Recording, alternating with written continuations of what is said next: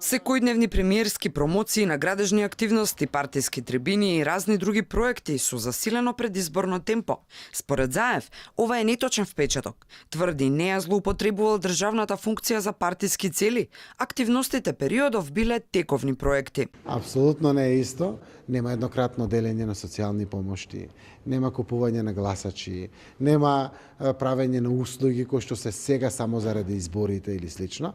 Промотивните активности секоја влада може да ги прави и ги правела.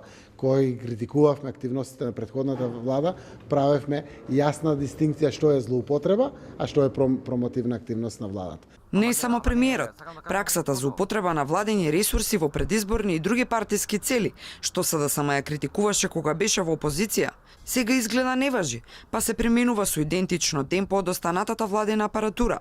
За експертите легитимно е ова прашање, особено ако владините функционери тоа го прават во работно време.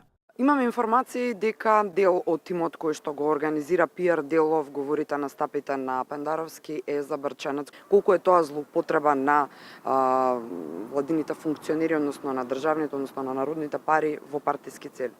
Видете, доколку тоа е вистина, треба да се истражи дали е вистина или не, тоа би било етички проблематично, условно речено. Прашањето е дали тоа тој го работи во текот на работно време или после дали за тоа добива дополнителна надокнада. Владиниот тим не би требало директно да биде вклучен во поддршка на кампањата на Пендаровски. Најголема прашина околу трошење на буџетските средства се крена кога владата организираше 15 фестивали за НАТО и ЕУ во предреферендумскиот период.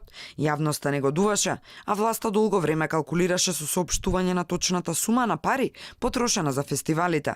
НАТО повторно е тема на негодување кај јавноста. Оти Министерството за одбрана објави конкурс за средношколците за текстови на тема НАТО и јас.